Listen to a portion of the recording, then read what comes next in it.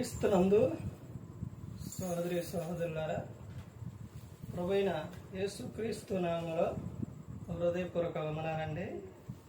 ముందుగా ఇంత మంచి సమయాన్ని ఇచ్చిన తండ్రి అయిన దేవునికి ప్రభువైన క్రీస్తు ద్వారా కృతజ్ఞతాస్తుతులు చెల్లిస్తున్నానండి.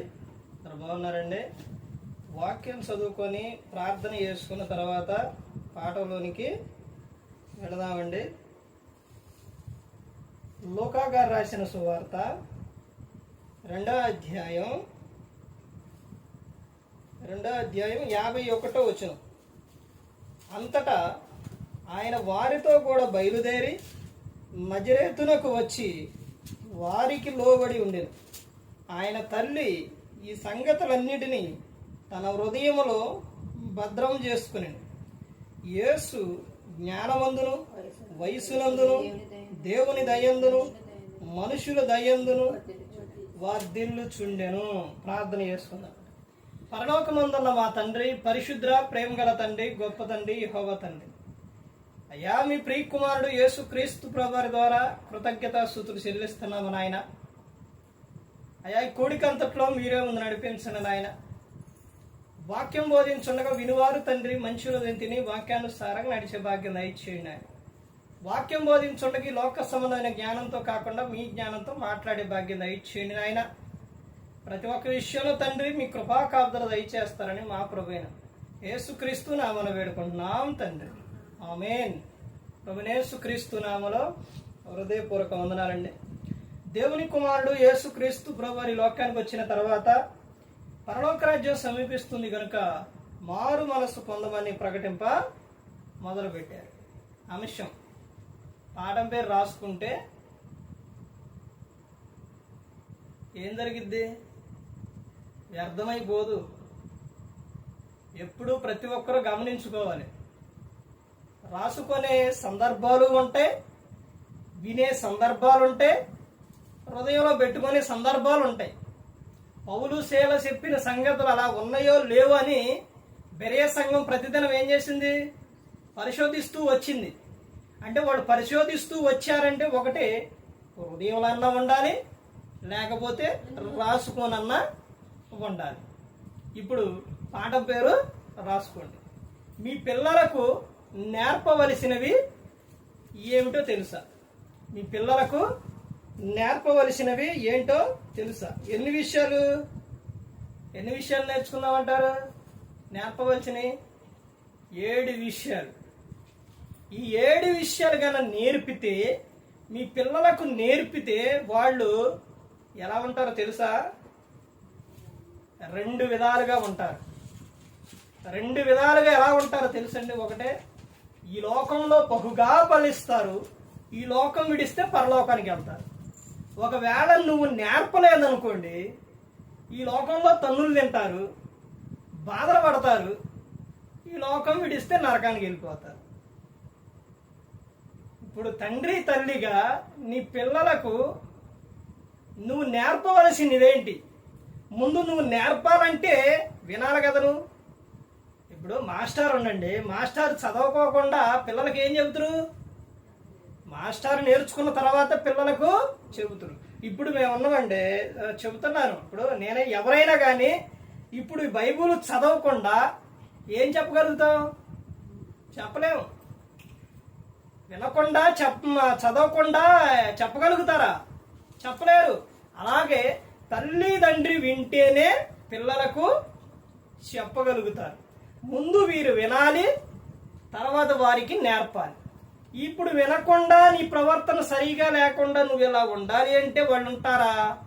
ఉండరు. ఇప్పుడు మొట్టమొదటిగా విషయం మనం పాఠంలోకి వెళ్తున్నాం. మొట్టమొదటిగా రాసుకోండి. నేర్పవలసినవి, మీ పిల్లలకు నేర్పవలసినవి 7 విషయాలు. అందులో మొట్టమొదటి విషయం ఏంటంటే లూకా సువార్త 2వ అధ్యాయం 51 నుంచి 52వ వచనం వరకు చూస్తే, అంతటా ఆయన వారితో కూడా బయలుదేరి నజరేతునకు వచ్చి వారికి లోబడి ఉండెను. ఎవరు? యేసుక్రీస్తు ప్రభువారు. యేసుక్రీస్తు ప్రభువారు తల్లిదండ్రికి ఏమై ఉన్నారు? లోబడి ఉన్నారు. సృష్టికర్త కుమారుడు, సర్వాధికారం ఉన్నాయన, అందరి పాపాలు క్షమించాయన, ఆయన ద్వారానే పరలోకం మొత్తం కూడా ఆయనే తల్లిదండ్రులకు ఎలా ఉన్నారు? లోబడి ఉన్నారు. అంటే నీ పిల్లలకు నువ్వు చెప్పవలసింది ఏంటి? అయ్యా లోబడి ఉండాలి, అయ్యా మాకు లోబడి ఉండాలి. ఎందుకయ్యానంటే బైబిల్ గ్రంథం చెబుతుంది, తల్లిదండ్రికి లోబడి ఉంటే, వాళ్ళ మాట వింటే వీళ్ళు భూమి మీద ఏమవుతారు? ఫలిస్తారు. వాళ్ళని సన్మానిస్తే దీర్ఘాయుష్యవంతులు అవుతారు. మొట్టమొదటి వాళ్ళకి నేర్పవలసింది ఏంటంటే లోబడి ఉండాలి. ఎవరికి లోబడి ఉండాలి? ఎవరికి లోబడి ఉండాలండి? మన లోబడి గురించి చెప్పానా? ఎవరికి లోబడి ఉండాలో? తల్లిదండ్రులకు పిల్లలు ఏమై ఉండాలి? లోబడి ఉండాలి. అధికారులకు లోబడాలి. ఇవన్నీ కూడా ప్రతి ఒక్కటి. ఇప్పుడు యేసుక్రీస్తు ప్రభువారు తల్లిదండ్రులకు లోబడి ఉన్నారు. ఆయన ఏ విధంగా ఉన్నారో, ఏ విధంగా పెరుగుతున్నారో చూడండి. యేసు 52 చూడండి, ఆయన తల్లి ఈ సంగతులన్నిటినీ తన హృదయంలో భద్రం చేసుకుని 52వ వచనం, యేసు జ్ఞానవంతును, వయస్సునందును, దేవుని దయందును, మనుషుల దయందును వర్ధిల్లుచుండెను. చూసారండి, నేను దేవుని యందు భయభక్తులు కలిగి ఉంటా, నాకు మనుషులంటే పడదు అంటే కుదురుతుందా? కుదరదు. యేసుక్రీస్తు ప్రభువారు జ్ఞానవంతును, వయసునందును, దేవుని దయందును, మనుషుల దయందును కూడా ఆయన వర్ధిల్లుచుండెను. పిల్లలకు ఎప్పటి నుంచి నేర్పాలి? ఇంకా ముందుకెళ్తే ఉంటుంది. ఇవన్నీ కూడా చిన్న వయసులో నుంచి వాళ్ళకే నేర్పాలి.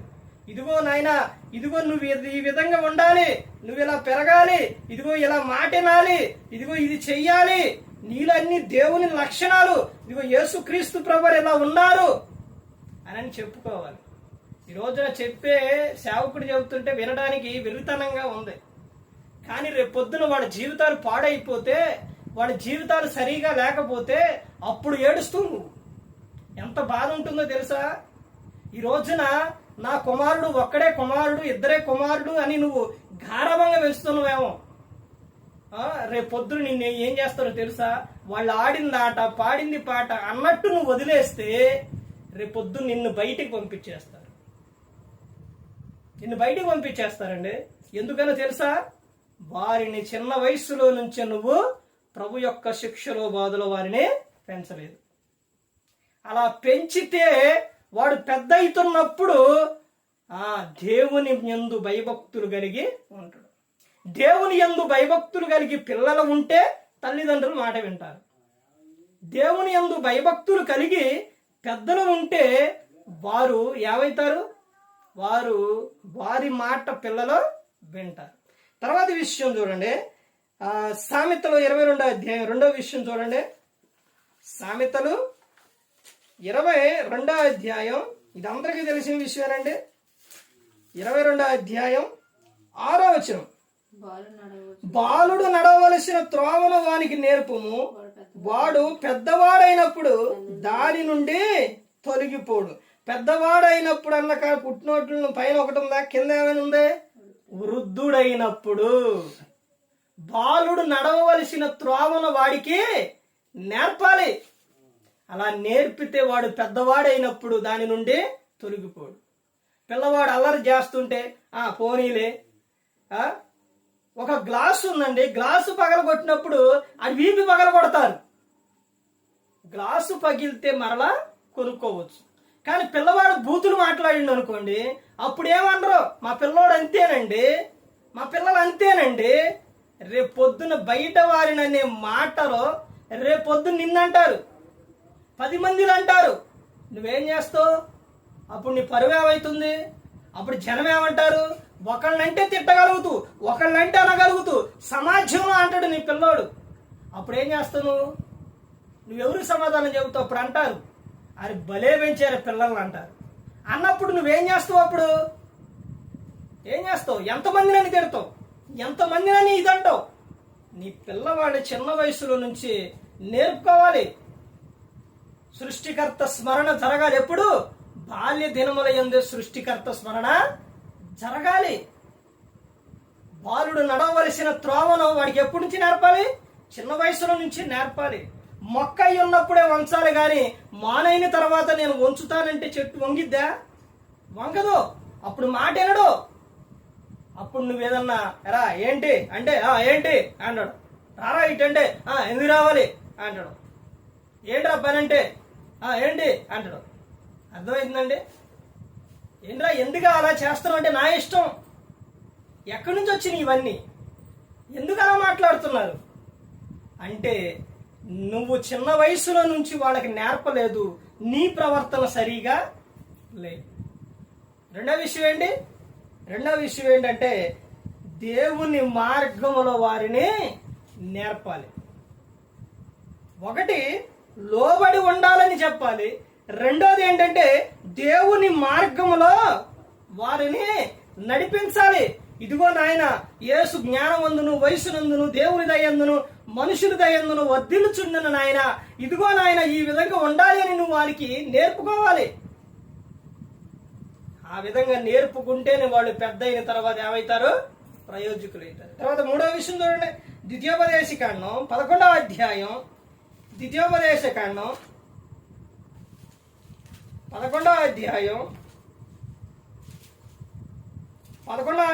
18వ వచనం చూడండి. కాబట్టి మీరు ఈయన మాటలను మీ హృదయంలోనూ మీ మనస్సులోనూ ఉంచుకొని వాటిని మీ చేతుల మీద సూచనలుగా కట్టుకొనవలెను. అవి మీ కన్నుల నడుమ బాసికములుగా ఉండవలెను. నీవు నీ ఇంట కూర్చుండునప్పుడు, త్రోవన నడుచునప్పుడు, పండుకొనినప్పుడు, లేచినప్పుడు వాటిని గూర్చి మాటలాడుచు వాటిని మీ పిల్లలకు నేర్పి నీ ఇంటి ద్వారబంధముల మీదను నీ గౌనుల మీదను వాటిని రాయవలెను. ఏమని చెప్తున్నారు ఇక్కడ? ఏం చేయాలంట? పిల్లలకు నేర్పాలి. మూడో విషయం ఏంటి? నేర్పాలి. ఎప్పుడు నేర్పాలి చెబుతున్నారు? ఎక్కడ? అసలు ముందు పైన ఏమని చెప్తుండో, ఈ మాటలు నీ హృదయంలో ఉంచుకోవాలి. ముందు తండ్రి తల్లి ఈ మాటలు, దేవుని మాటలో నీ హృదయంలో ఉంచుకోవాలి. నువ్వు వాక్యం వినో, ప్రార్థనకు రావు, ప్రార్థన చెయ్యో, వాక్యం చదవు, నీ పిల్లలు ఎలా ప్రయోజకులు అవుతారు? ఇంకా నీ పిల్లలకు నువ్వేమి నేర్పుతూ? నువ్వు అచ్చమానం సీరియల్లో సినిమాలు చూస్తుంటే వాళ్ళకి దేవుని మాటలు నేర్పుతావా? దైవికమైన విధానంలో నేర్పుతావా? నువ్వు అచ్చమానం బూతులు మాట్లాడుతూ ఉంటే వాళ్ళ నోట కృతజ్ఞత వచనం వచ్చిద్దా? సరే ఆలోచించండి. వాళ్ళకి నేర్పాలి. ఎప్పుడు? నువ్వు విని వారికి నేర్పాలి. ఎప్పుడు? ఎలా నేర్పాలని చెప్తున్నారు? నీవు నీ ఇంట కూర్చుండినప్పుడు, త్రోవన నడుచునప్పుడు, పండుకొనినప్పుడు, లేచినప్పుడు వాటిని మాట్లాడుచు వాటిని మీ పిల్లలకు నేర్పాలి అని చెబుతున్నా. కూర్చున్నప్పుడు నేర్పాలి, పడుకున్నప్పుడు నేర్పాలి, త్రోవను వెళ్ళేటప్పుడు నేర్పాలి. ప్రతి క్షణం వాళ్ళకి దేవుని గురించి, దేవుని మాటలో నేర్పాలి. వాళ్ళు తల్లి గర్భంలో నుంచి వచ్చినప్పుడు ఎలా వచ్చారు పిల్లలు? వైట్ పేపర్ లాగా వచ్చారు. ఏమన్నా తెలుసు? అప్పుడు వైట్ పేపర్ లాగా వచ్చారు.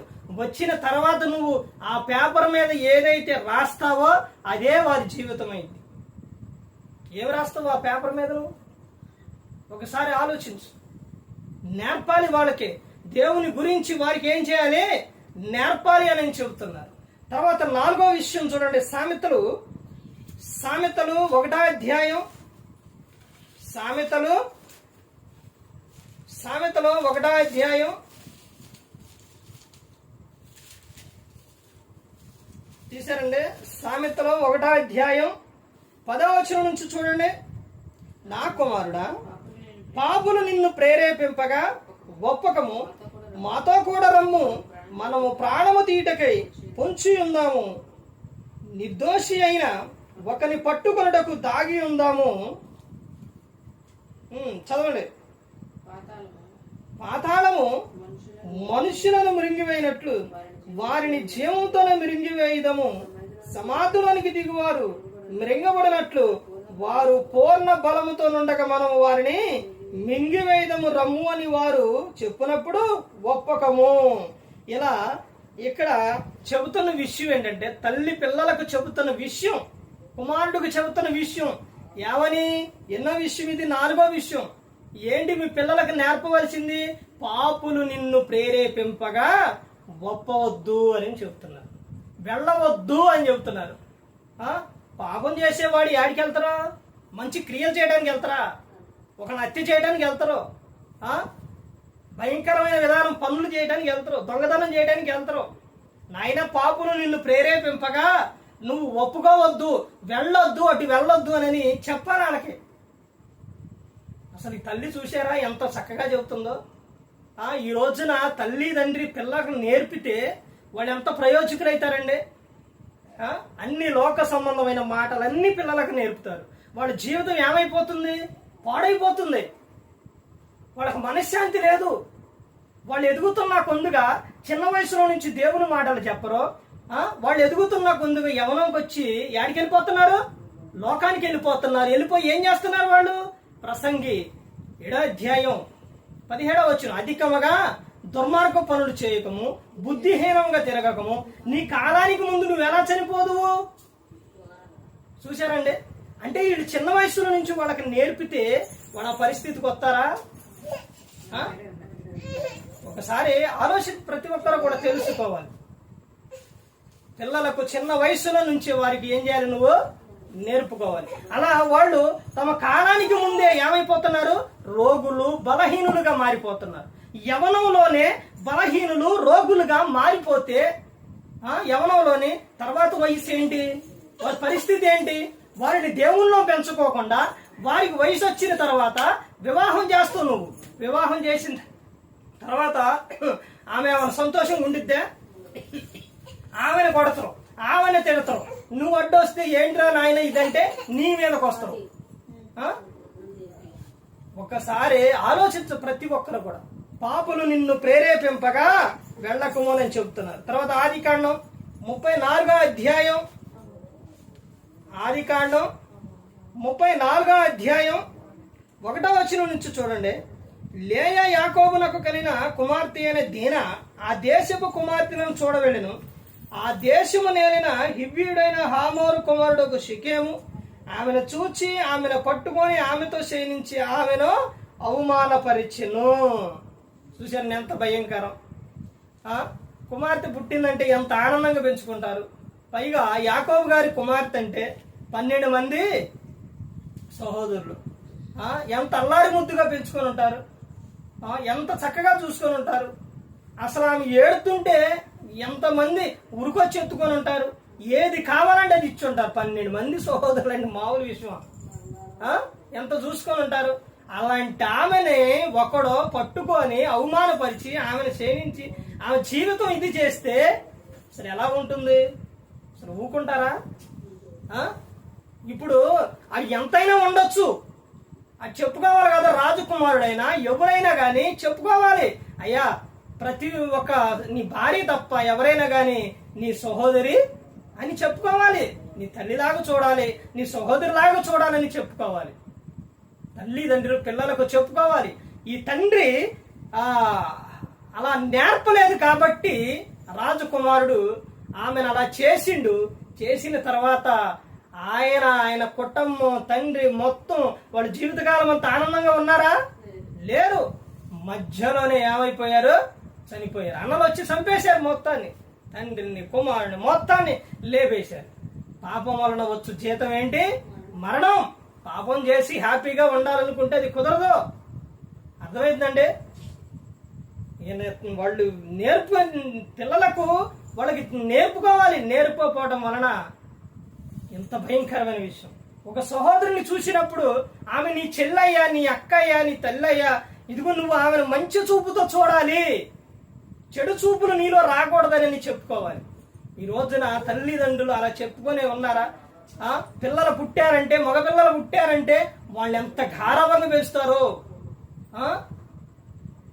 వాడికి అన్ని ఎదుగుతున్న కొందుకు అన్ని చెడు అలవాట్లే, ఒక్కటన్నా మంచి అలవాట్లు. వాడికి వాక్యం నేర్పుతున్నావా? రేపు పొద్దున్న నువ్వే బాధపడతావు. ప్రతి ఒక్కరు గమనించుకోవాలి. తర్వాత ఇంకా ముందుకెళ్తూ చూడండి, తిమోతికి రాసిన మొదటి పత్రిక 5వ అధ్యాయం. ఇంకో విషయం చూసి ముగించుకుందాం. తిమోతికి రాసిన మొదటి పత్రిక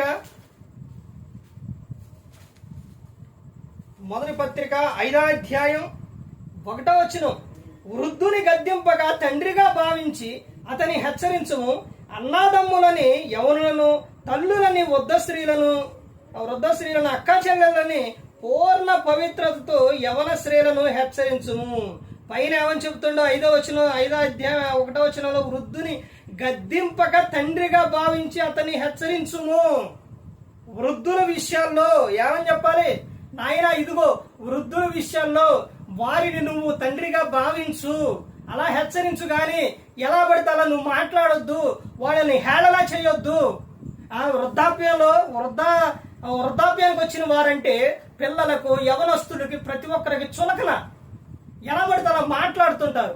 వాళ్ళు ఏమన్నారు కానీ ఏది పడితే అది ఇసిరేయటం, ఎలా పడితే అలా మాట్లాడటం, ఈ విధంగా చేస్తూ ఉన్నారు. ఏమని చెబుతుంది గ్రంథం? వృద్ధుని గద్దింపగా తండ్రిగా భావించి అతన్ని హెచ్చరించుము అని చెబుతుంది. ప్రతి ఒక్కరు కూడా గమనించుకోవాలి. చెప్పవలసింది ఏంటంటే వృద్ధుల పట్ల నువ్వు ఎలా ఉండాలి? ప్రేమ కలిగి ఉండాలి. ఆయన వారిని మంచిగా చూడాలి, వాళ్ళకి సహాయం చేయాలని చెప్పాలి. చివరగా చూడండి, ప్రకటన గ్రంథం 1వ అధ్యాయం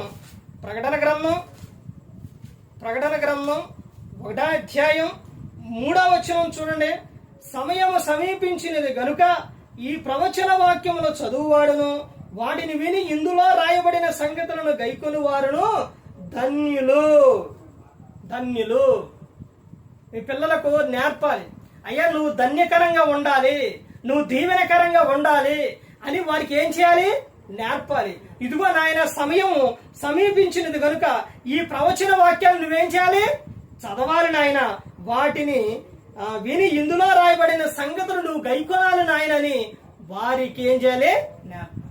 7వ విషయం ఏంటంటే వాక్యము చదువు అని వారికి నేర్పాలి. స్కూల్కి వెళ్ళి రాగానే పుస్తకాలు తీసినవా, హోంవర్కులు చేసినవా, చదివినవా ఈ చెబుతారు. అది చెప్పడం మంచిదే, కాదనట్లేదు. వాటితో పాటు నువ్వేం చేయాలి? నాయనా వాక్యం చదువుకో నాయనా, దేవుడు జ్ఞానాన్ని ఇస్తారో నీ జీవితం బాగుంటుంది, నువ్వు ఇంకా చదువుకుంటావని చెప్పాలి. పిల్లలు ఎగ్జామ్కి వెళ్ళేటప్పుడు యాకోబు రాసిన పత్రిక 1వ అధ్యాయం 5వ వచనం వాక్యం చదివి ఆ పిల్లలకు ప్రార్థన చేసి పంపించాలి. ఎవరుంటుంది? మీలో ఎవరికైనాను జ్ఞానం కొదువుగా ఉన్న ఎడల వాళ్ళు అతని దేవుణ్ణి అడగాలి. అప్పుడు దేవుడు ఎవరిని గద్దింపగా అందరికీ ధారాళముగా దయచేవాడు. నువ్వు జ్ఞానాన్ని అడిగినప్పుడు దేవుడు నీకేమిస్తారు? నువ్వు అడిగినప్పుడు పిల్లలకు ఏమిస్తారు? జ్ఞానాన్ని ఇస్తారు, తెలివిని ఇస్తారు, వివేచన ఇస్తారు. ప్రతి ఒక్కడి కూడా వాళ్ళకి దయచేస్తారు, వాళ్ళని కాపాడుతారు, వాళ్ళకి మంచి ఆలోచనలు ఇస్తారు. నువ్వు వాక్యం చదివి పిల్లలకు ప్రార్థన చేసి బయటకు పంపించాలి. అదే ఉండదు. అడావుడిగా రెడీ చేయటం, అడావుడిగా తీసుకొచ్చటం, అడావుడిగా పంపించేయటం, అంత అడావుడి.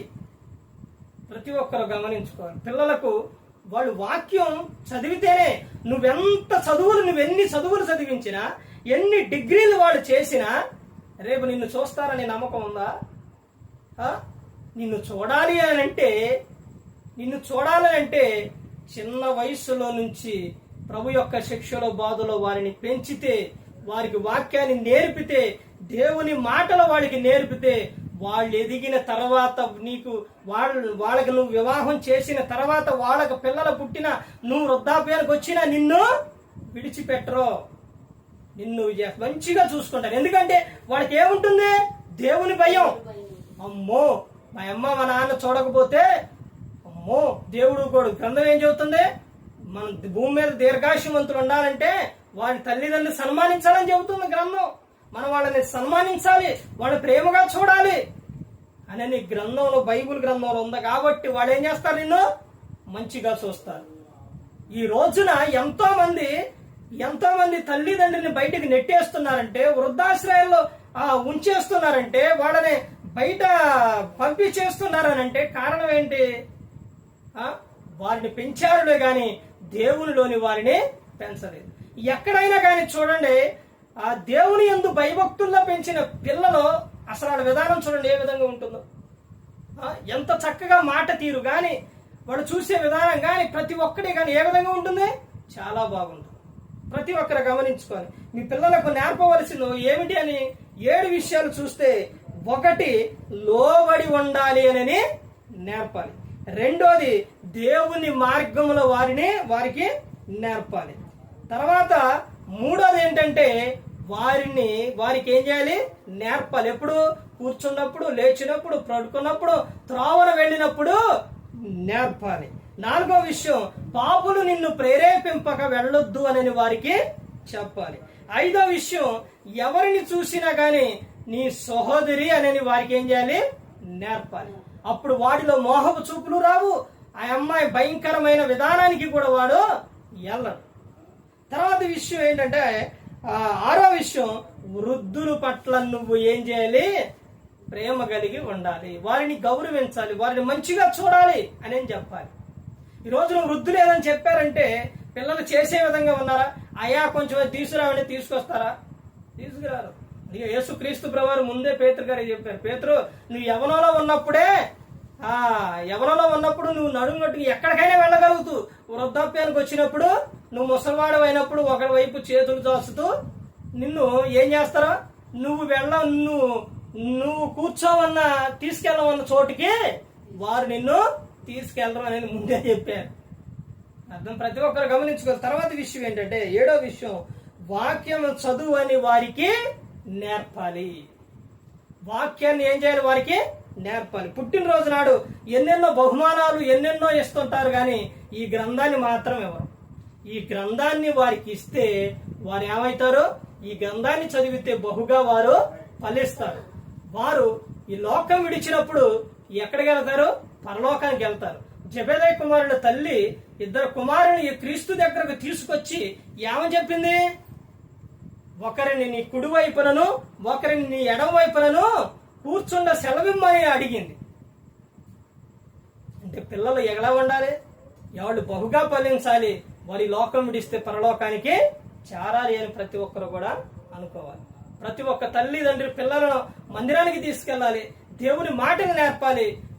వారి నోట బూతు మాట వస్తుంది అని అంటే వారిని వెంటనే ఈ మాట ఎక్కడ నేర్చుకున్నావు, ఎక్కడి నుంచి వస్తుంది, అలా మాట్లాడకూడదు అని ఆ సమయంలో నువ్వేం చేయాలి? బెత్తం వాడాలి. ఆ సమయంలో పిల్లడు ఎంతేనండి, ఎట్టే మాట్లాడతారు అంటే రేపు పొద్దు నిన్ను తిడతాం. అర్థమైందండి?